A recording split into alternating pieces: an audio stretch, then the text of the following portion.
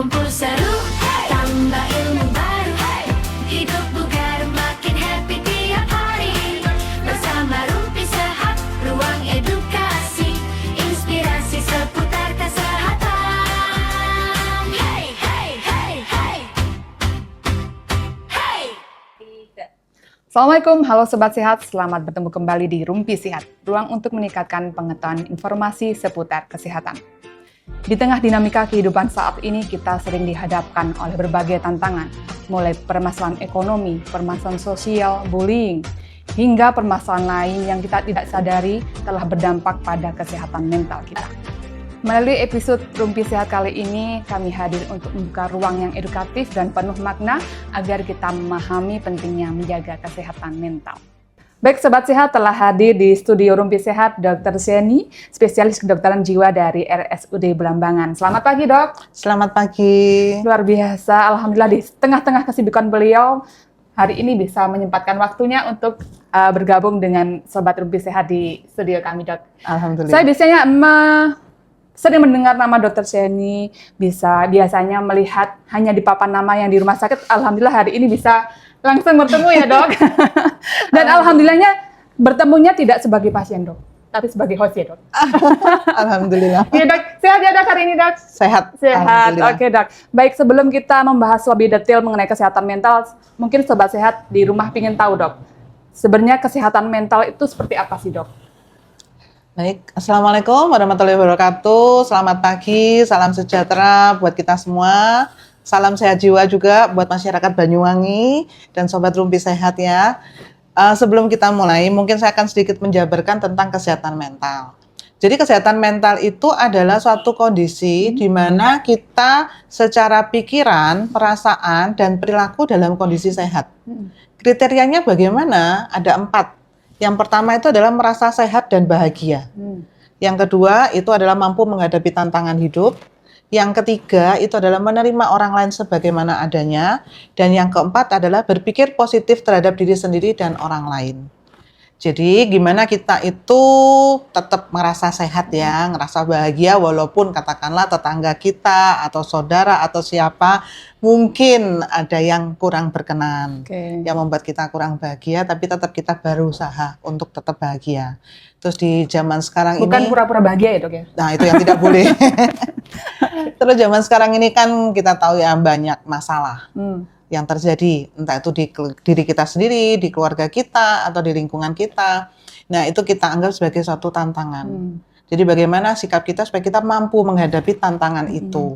Karena tantangan itu tidak hanya kita saja. Mulai dari bayi baru lahir, sampai usia lanjut, sampai kita tutup usia, selalu ada tantangan hidup. Jadi bagaimana kita mampu ya, berusaha agar kita mampu menghadapi tantangan. Fight, ya, dok, ya? Mungkin kata harusnya yang enggak boleh. Oh gitu ya? Iya, tapi kita selalu berusaha. Berusaha. Terus kemudian yang ketiga, itu tadi kan menerima orang lain sebagaimana adanya. Kadang kita menuntut ya, orang lain seperti yang kita mau. Nah, padahal orang lain kayak pasangan kita yang tiap hari. Pasangan kita, anak kita, ya kan kita tuntut supaya sesuai dengan apa yang kita harapkan. Padahal mungkin tidak 100% sama. Jadi kita ada batasan di situ, fleksibilitas kita. Bagaimana kita bisa mampu menerima orang lain sebagaimana adanya. Dan yang keempat itu yang penting, simple dibaca, simple diucapkan, tetapi tidak mudah untuk dipraktekkan, yaitu berpikir positif terhadap diri sendiri dan orang lain. Kadang ada masalah apa, kita langsung berpikir bahwa ya saya tidak mampu, saya memang begini, orang lain juga begini, bla bla bla. Jadi bagaimana kita tetap berusaha berpikir positif terhadap diri sendiri dan orang lain. Jadi gitu ya dok.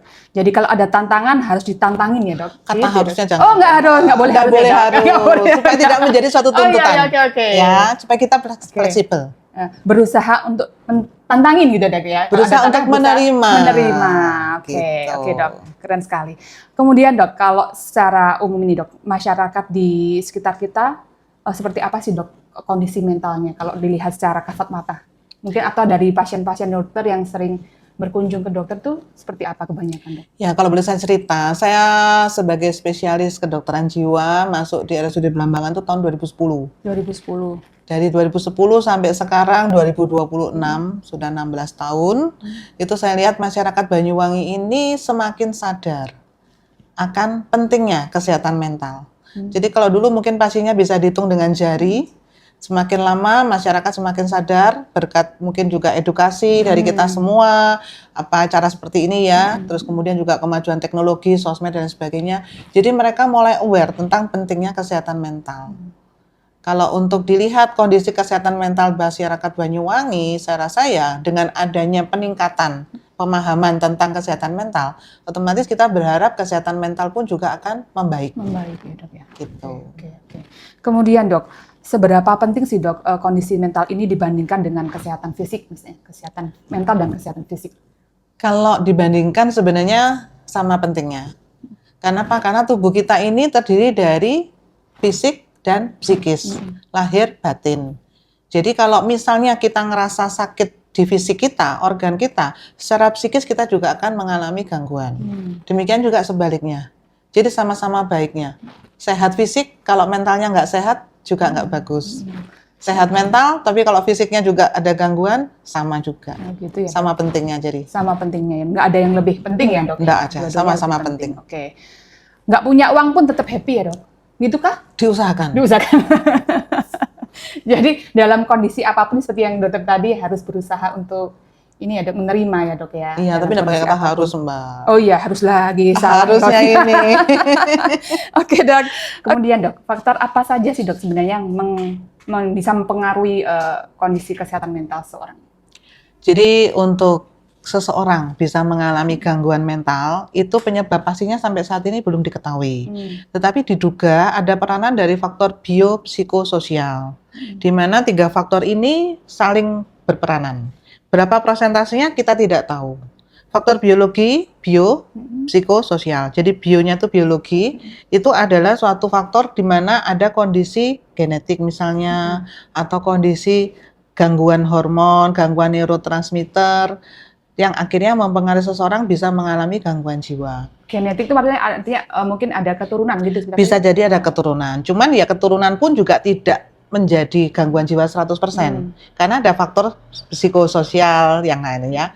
Jadi psiko itu adalah faktor psikologisnya. Bagaimana kepribadian dari orang itu sehingga bisa mengalami gangguan mental. Termasuk juga faktor sosial di sini. Faktor sosial itu contohnya adalah misalnya pekerjaan, faktor ekonomi, faktor sosial, lingkungan yang ada misalnya. Cara berinteraksi kita. Betul, ya. Itu.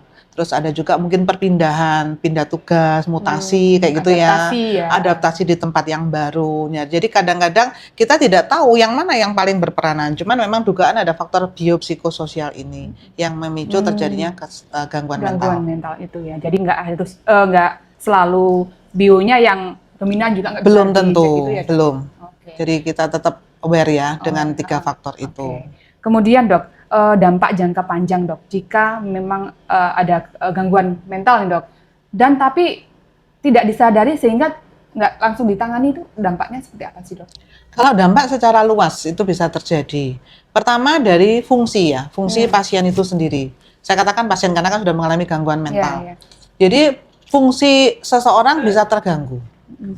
Nah, di sini juga saya sempatkan untuk menyampaikan bahwa tidak semua orang yang mengalami gejala itu kita katakan gangguan jiwa. Karena ada beberapa kriteria. Yang pertama itu adalah adanya gejala dari gangguan jiwa itu sendiri. Kita pakai biasanya acuannya itu ICD-10 atau sekarang sudah muncul ICD-11. Terus kemudian ada juga PPDGJ ya, kalau di Indonesia itu PPDGJ 3. Nah, kita lihat gejala yang ada pada pasien ini sesuai tidak dengan kriteria itu. Terus kemudian yang kedua itu adalah distress. Jadi ada suatu perasaan yang tidak nyaman di diri orang itu sendiri atau di lingkungannya. Yang ketiga itu adalah gangguan fungsi hendaya. Jadi yang biasanya fungsinya biasa, terus kemudian bisa terganggu. Nah, kalau 3 faktor ini, yang terakhir juga ada, saya lupa, kriteria waktu. Ya, jadi kriteria waktu. Jadi misalnya ada gejala, katakanlah seseorang depresi, dia tidak mau aktivitas, mengurung diri. Nah, itu kita lihat sudah berapa lama mengalami itu. Terus kemudian apa yang dirasakan? Rasa tidak nyaman tadi, distress. Terus kemudian mungkin tetangga, orang sekeluarganya misalnya bisa melihat bahwa ini biasanya aktif kok sekarang mengurung diri atau mungkin bisa marah-marah yang mengakibatkan rasa tidak nyaman juga di lingkungan. Males mandi juga. salah Males satu mandi ciri. juga, betul. Mungkin ada krunya ini, kru rumpi sehat yang males mandi bisa jadi salah satu gejala. Bisa jadi salah satu gejala. Oke. Dan yang terakhir adalah fungsi itu tadi. Jadi kalau fungsinya misalnya seseorang itu biasanya sebagai pelajar, dia kan sekolah. Nah, karena adanya gejala tadi, terus akhirnya nggak mau sekolah. Atau ibu rumah tangga, biasanya rajin masak, atau mungkin nonton TikTokan, kayak gitu ya. Ternyata setelah ada gejala gangguan jiwa, tidak mau melakukan hal-hal yang biasanya disenangi. Nah, jadi ada gangguan fungsi. Nah, apabila itu sudah terpenuhi semuanya, maka boleh kita katakan bahwa orang itu mengalami gangguan mental. Dan kalau sudah dikatakan begitu, ya sebaiknya diobati. Karena kalau nggak diobati, lama-lama fungsi itu tadi akan semakin menurun. Dan akhirnya bisa berdampak ke semua sektor. Misalnya katakanlah seorang pekerja, tidak bekerja, penghasilan rumah tangga berkurang, nanti dampak ke yang Yang lainnya. sekolah jadi nggak mau sekolah. Nggak mau gitu ya, sekolah Dok. gitu. Nah, masalahnya kebanyakan orang-orang yang dengan gangguan mental ini biasanya kan dia nggak menyadari, Dok, kalau dirinya itu sedang mengalami gangguan. Kadang ada keluarga yang aware, Dok, misalkan ini kok keluargaku ada salah satu keluargaku ada gangguan. Nah, ternyata diajak berobat dia menolak, Dok, misalkan seperti itu. Itu caranya, tips untuk keluarga yang ini gimana, Dok? Untuk meyakinkan, karena nggak semua orang itu masuk ke poli jiwa juga. Kadang ada yang ini ya, Dok, maksudnya, Betul. nah, aku kenapa diajak ke sini, jangan-jangan Iya. aku gitu ya. Iya. Gimana, Dok, caranya, Dok? Jadi memang betul apa yang dikatakan tadi, tidak semua orang itu memahami bahwa dirinya mengalami gangguan mental. Contoh misalnya pasien yang sakit lambung atau pusing gitu kan. Ya. Kadang minta rujukan ke Vaskes 1, periksa beberapa kali, kok nggak sembuh-sembuh. Akhirnya sama Vaskes 1-nya, sudah periksa aja ke poli jiwa gitu. Nah. Lah pasien langsung, lah saya tidak gila. Nah, iya, Lah, Dok, yang kan sering seperti Dok. itu. Ya, ya. Padahal sebenarnya yang ditangani di poli jiwa itu tidak hanya gila itu tadi ya. Kalau saya katakan itu adalah gangguan jiwa berat. Ya. Sedangkan spektrum yang ditangani dari bidang psikiatri ini itu sangat luas. Jadi misalnya depresi, kecemasan, yang mungkin ada hubungannya dengan tadi itu keluhan fisik, itu bisa terjadi. Oke. Nah, jadi kalau misalnya seseorang dikatakan seperti itu, terus kemudian perlu waktu ya untuk menyadari. Nah, setelah menyadari, dengan sendirinya nanti akan mau berobat. Cuman kita bagi menjadi dua gangguan ya. Jadi yang memang insight atau tilikannya itu bagus, itu adalah pasien yang memang menyadari bahwa dirinya sakit dan memerlukan bantuan. Sedangkan ada kelompok yang kedua itu yang tidak merasa sakit. Nah, yang ini biasanya yang kategori gangguan jiwa berat. Biasanya seperti itu. Jadi akhirnya keluarga yang berinisiatif untuk membawa pasien datang. Nah, ketika pasien tidak mau, itu biasanya kita masih bisa mengobatinya. Contoh misalnya tidak harus datang ke RSUD Belambangan, kan bisa juga ke puskesmas. Oke. Ya kan? Jadi sekarang toh juga puskesmas sudah punya obat yang lengkap, terus perawat di puskesmas juga mampu dengan adanya pelatihan-pelatihan yang rutin dilakukan oleh Dinas Kesehatan Kabupaten Banyuwangi. Jadi mereka mempunyai ilmu yang cukup. Dan kalau misalnya mereka ada kendala atau apa, juga biasanya langsung konsultasi ke saya secara online. Kemudian mereka mendatangi, bisa home visit, jadi bisa langsung lihat kondisi pasien. Untuk pasien tidak mau berobat, ya. Jadi yang penting itu adalah bagaimana kerjasama kita satu tim ini untuk memajukan kesehatan mental. Oke, Dok. Iya, yang sering itu tadi, Dok. Sering kayak gangguan lambung itu Betul. bisa juga mengarah ke Betul. ini ya, Dok ya. Iya. Oke, jadi nggak murni fisiknya memang yang terganggu ya, Dok. Tidak, Dari itu mentalnya juga. iya, biasanya dikatakan sebagai kecemasan. Kalau di TikTok apa itu kan banyak ya, GERD anxiety, terus kemudian ada juga istilah psikosomatis. Itu di sosmed sekarang udah banyak marak. Cuman akhirnya dampaknya juga pasien ini jadi bingung gitu loh. Karena apa? Karena seringkali pasien mengatakan dirinya sakit ini dengan berdasarkan informasi dari sosmed yang mungkin tidak selalu benar. Ya, enggak. Makanya Gitu justru ya. harus mengikuti podcastnya Dinas Kesehatan salah satunya, Dok. Kita selalu menghadirkan narasumber yang terpercaya seperti itu, Dok. Oke, Dok. Kemudian yang lagi marak nih, Dok, masalah bullying. Mungkin ada beberapa korban bullying ini yang punya coping baik, tetap bandel misalkan ya, Dok. Ada juga yang copingnya kurang baik, akhirnya bisa menarik diri, bisa depresi, nah seperti itu, Dok. Nah, mungkin dokter bisa menjelaskan ke Sobat Sehat, Dok, barangkali ada Sobat Sehat yang mengalami korban bullying, Dok. Apa yang harus dilakukan? Ya, jadi untuk korban bullying itu yang perlu dilakukan pertama adalah bercerita. Cerita, komunikasikan dengan orang terdekat, misalnya anak-anak boleh cerita ke orang tua atau mungkin ke guru BK, semacam itu, apa yang dialami. Supaya tidak sampai bullying ini berlanjut, yang akhirnya memberikan dampak negatif terhadap tumbuh kembang secara psikologis. Terus kemudian kita juga perlu dampingi. Setelah kita mendengar itu, kita perlu dampingi supaya mereka tahu bagaimana atau apa yang perlu dilakukan ketika kita mengalami hal itu. Ya, karena memang kadang kita tidak kepingin ya, tetapi ada suatu situasi yang mungkin bisa terjadi. Nah, terus kemudian kita kuatkan, kita support secara psikologis anak tersebut supaya dia menjadi lebih percaya diri. Dia mempunyai kesadaran tentang nilai-nilai positif dalam dirinya. Karena biasanya kalau bullying itu kan tentu diserang, keroyokan, rame-rame seperti itu. Terus kemudian akhirnya anak itu menjadi berpikir negatif terhadap dirinya sendiri. Nah, itu yang sebenarnya kurang pas. Ya, jadi kita perlu dampingi, terus orang tua juga jangan terlalu menyalahkan anak. Kadang kan tanpa sadar, kamu sih nggak berani, kamu sih beginilah. Sedangkan anak sudah pada kondisi dia insecure. Jadi orang tua jangan menyalahkan. Padahal maksudnya sih mungkin memberikan motivasi supaya anak menjadi lebih berani. Cuma dengan kata-kata yang tidak tertata, akhirnya bisa berdampak hal yang lain. Gitu. Nah, ada beberapa anak nih dok, yang mungkin belum berani bercerita ke orang tuanya, mungkin ke gurunya.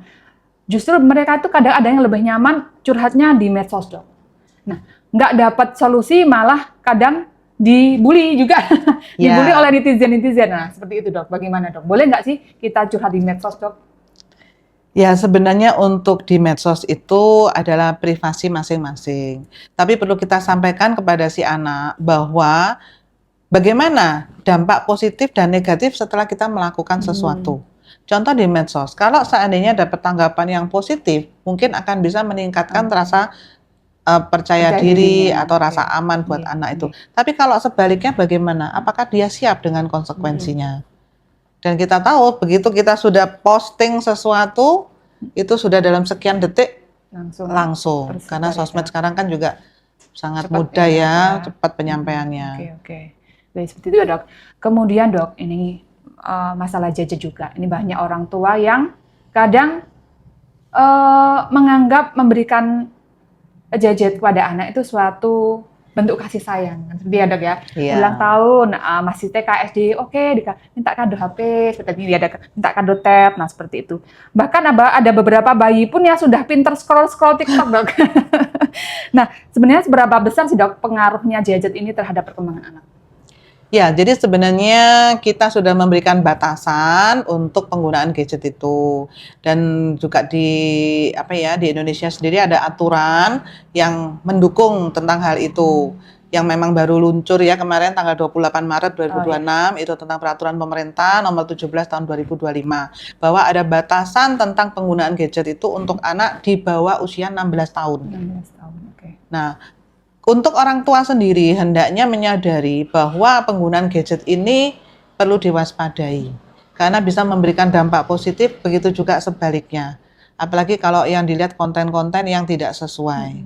Nah, jadi penting sekali buat orang tua itu menyadari bahwa untuk mendidik anak atau mendiamkan anak itu ya tidak hanya dengan gadget. Ada cara yang lain. Cuman saat ini yang dipikir adalah praktis aja. Wes nangis dikasih ini, dinyalakan ini, pakai YouTube, misalnya dan lain sebagainya. Wes anak sudah asik sendiri. Dan itu juga dampak untuk interaksi sosial si anak akan menjadi semakin sempit. Jadi berkurang ya dok? Ya, karena karena dia asik. Kalau di zaman dokter mungkin lebih senang bermain di luar ya dok? Main di luar, ya kan main main engklek apa gitu ya. Sekarang di rumah. Sekarang dakonan aja enggak ada. Nggak kenal gitu. Enggak ada. Ya, itu padahal itu kan adalah interaksi kita dengan anak sebaya. Nanti akhirnya anak kan menjadi mungkin mengurung diri, membatasi diri, dan akhirnya asik sekali dengan gadgetnya. Dengan dunianya sendiri. Betul. Oke. Kemudian dok, batasan ini. Dikatakan seperti apa si anak ini sudah mengalami kecanduan dok? Ya, biasanya kita pakai pada umumnya ya, pakai kriteria yang ada di PPDGJ atau ICD-11, itu dikatakan mengalami kecanduan apabila pertama, sebagian besar waktu itu dipakai untuk gadget. Jadi bangun pagi yang diingat HP. Terus kemudian ada apa gitu, bingung HP-nya nggak ada dan sebagainya. Terus kemudian mengabaikan kepentingan atau kesenangan yang lain itu demi HP. Terus ada juga batasan waktu yaitu kurang lebih 5 jam. 5 jam dalam sehari? Dalam satu hari. Terutama sih ya, sekali pakai ya. Kalau kita mungkin, kalau yang bekerja itu kan mungkin kalau di total lebih dari 5 jam ya. Tetapi dalam sekali pakai itu satu periode 3 sampai 5 jam. Itu ya, itu kita harus waspada. Ya, jadi perlu diwaspadai buat semuanya, tidak hanya anak-anak, orang tua pun juga, bahwa pemakaian gadget ini perlu kita waspadai. Kadang ada yang diminta nangis sampai tantrum. Betul. Jadi itu apa ya, kita bagaimana pola asuh orang tua ini ya, supaya bisa mengkombinasikan. Dan yang paling penting adalah orang tua melarang anak pakai gadget, tapi orang tua pun juga harus konsekuen dengan aturan itu. Kadang orang tuanya sembunyi-sembunyi, ya kan? Karena si anak lah, itu si mama masih pakai TikTokan, sedangkan aku nggak boleh. Nah, jangan sampai begitu. Jadi peraturan berlaku untuk semua anggota keluarga. Oke. Justru sekarang mungkin orang-orang sekarang ini lebih bingung ketinggalan dompet ya, Dok? Ketinggalan HP daripada ketinggalan HP dompet. ya. Ketinggalan HP daripada ketinggalan dompet ya, Dok. Iya. Gitu. Kalau ketinggalan HP seperti kehilangan dunia itu. Oke, Dok. Kemudian, Dok, banyak orang yang mengatakan kalau media sosial ini kadang bikin kita insecure kayak gitu, Dok, membuat kita kayak kurang percaya diri. Mungkin yang dilihat artis-artis yang cantik, aku kok jadi gini, kok beda, seperti itu ya, Dok. Apakah memang seperti itu, Dok, sejauh itu pengaruhnya media sosial? Ya, sebenarnya kalau kita lihat lagi, apa yang ada di sosial media itu kan belum tentu seperti aslinya ya. Iya, banyak filter ya. Lah, banyak filter. Kameranya sekarang orang jadi dipercantik. Nah, itu. Jadi bagaimana kita menyikapinya, itu yang paling penting sih ya. Terus kemudian juga pengaruh itu memang strategi marketing. Ya kan, mungkin mempromosikan produk tertentu dengan dampak yang nanti ini seperti ini. Jadi glowing lah, gitu padahal akhirnya setelah dipakai ya enggak ada efek apapun. Nah, itulah kita yang harus lebih aware ya. Iya, oke. Kemudian, Dok, ini untuk Gen Z, Dok. Kadang keseringan kayak overthinking. Sekarang overthinking. Oh iya, ada temanku tak chat mulai tadi pagi kok belum dibalas. Akhirnya pikirannya macam-macam, Dok. Nah, seperti itu gimana, Dok, menurut Dok? Ya, jadi kalau ada kondisi seperti itu di sekitar kita ya, karena kadang itu juga tidak datang langsung ke saya kan. Nah, itu kita sampaikan bahwa ada beberapa option, kemungkinan. Mungkin HP-nya lagi lowbat, mungkin juga lagi ada kesibukan lain, mungkin juga lagi ada masalah atau apa sampai mengabaikan yang lain, nah seperti itu. Supaya orang itu tidak hanya berpikir tentang satu itu aja. Jadi ada beberapa option, mungkin berdasarkan prioritas ya, mungkin 1, 2, 3 apa. Nah, nanti kalau pas ketemu langsung baru kita bisa tanyakan. Konfirmasi ya. Betul, supaya kita tadi yang poin keempat, berpikir negatif terhadap orang lain. Ya kan, karena kalau udah begitu akhirnya akan mempengaruhi perasaan kita jadi jengkel mungkin. Ketika kita ketemu sama si A akhirnya, kamu nggak balas chat aku, nanti aku nggak balas balik dan sebagainya kayak gitu. Iya, Dok. Kemudian, Dok, penting ini menurut saya cara mengelola emosi, Dok. Cara mengelola, biar boleh kita marah tapi marahnya nggak terlalu yang bagaimana, kemudian mengelola sedih, kecewa itu seperti apa, Dok, caranya, Dok? Ya, sebenarnya kalau marah, sedih, kecewa, dan lain sebagainya, itu adalah perasaan yang manusiawi.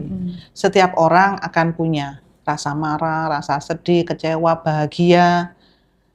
Cuman dalam batas yang bagaimana. Dan tadi tuh, cara mengekspresikan perasaan itu seperti apa. Jadi kalau misalnya kita lihat pakai patokan yang pada umumnya aja. Ya, misalnya kita marah nih. Marah, apakah marah itu kita dengan membanting barang, dengan kita ngomel, dengan kita mungkin melakukan yang ekstrem gitu. Nah, atau kita bahkan ada pasien saya yang menyakiti diri sendiri. Oh, waktu marah itu? Waktu marah. Karena apa? Karena dia nggak bisa mengeluarkan emosinya, akhirnya dia melukai diri sendiri. Nah, itu kan cara-cara yang kurang tepat. Jadi kalau pas datang ke saya, biasanya saya kasih tahu caranya gimana. Kalau secara umum ya kita pakai patokan pada umumnya ya. Misalnya orang marah gimana, apakah kita marah dengan maki-maki, dengan begini, atau kita pukul misalnya. Nah, kita sampaikan bahwa semua perbuatan kita itu kemungkinan ada konsekuensi. Misalnya kita marah dengan kita pukul, ada konsekuensi hukum dong. Nah, siap nggak kita nanggung? Dengan marah kita langsung nusuk orang, misalnya seperti itu, apa boleh? Ya, jadi kita arahkan supaya mereka tidak sampai melakukan hal yang akhirnya membawa dampak negatif. Gitu. Mungkin dilakukan dengan apa? Misalkan marah apa dok? Misalkan dok, dengan olahraga gitu dok. biasanya kalau anak yang hiperaktif kan kadang impulsif juga. Nah, itu saya arahkan ke olahraga, terus kemudian juga ke hobi, sesuai hobinya, misalnya musik kayak gitu tuh kan bisa main drum, pukul-pukul gitu. Sangat menarik sekali dok informasi yang telah disampaikan dokter tadi. Sebenarnya banyak permasalahan yang perlu dibahas dok. Mungkin lain kali bisa datang kembali ya dok di Rumpi Sehat ya dok. Boleh, dengan senang hati. Oke. Mungkin ada closing statement dokter untuk sobat sehat di rumah, monggo. Terima kasih atas kesempatan yang telah diberikan kepada saya. Saya rasa acara seperti ini sangat menarik sekali ya, dan saya rasa juga sangat berguna, terutama buat para orang tua. Bagaimana caranya kita memberikan pola asuh yang sehat, yang kondusif buat anak kita. Tidak hanya anak itu agar diam, tenang, tetapi bagaimana yang sehat. Sehat secara fisik, termasuk makanan juga perlu kita jaga, dan juga sehat secara mental. Bagaimana perilakunya, termasuk penggunaan gadget itu tadi. Supaya apa yang kita berikan kepada anak benar-benar berguna untuk anak di masa depan. Demikian yang bisa saya sampaikan. Sekali lagi terima kasih. Wassalamualaikum warahmatullahi wabarakatuh. Iya, terima kasih dokter, sangat menarik sekali atas ilmu yang diberikan dokter di pagi hari ini. Semoga dengan penjelasan tadi bisa membuka mindset sobat sehat bahwa tidak perlu malu dan harus berani jujur jika kita memang benar-benar butuh bantuan seperti itu ya dok ya. Iya. Oke, dokter ada tagline di Rumpi Sehat, ngobrol santai, ilmunya nyampai. Gitu ya dok, bareng-bareng ya dok. Oke. Rumpi Sehat, ngobrol santai, ilmunya nyampai. Terima kasih. Wassalamualaikum warahmatullahi wabarakatuh. Inspirasi seputar